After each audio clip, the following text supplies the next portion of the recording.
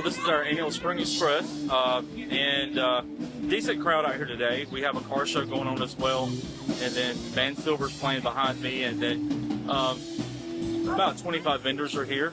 Good crowd, great weather.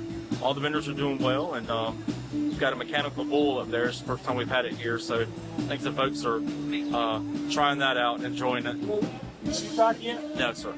I have not tried it, and don't plan to. What's next tonight?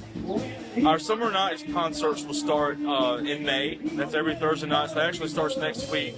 And then after that, we will have a Memorial Day program, which is actually on Sunday, the day before Memorial Day.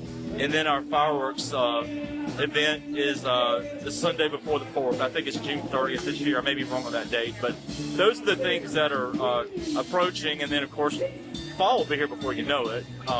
And then we'll have these kind of events in the fall as well.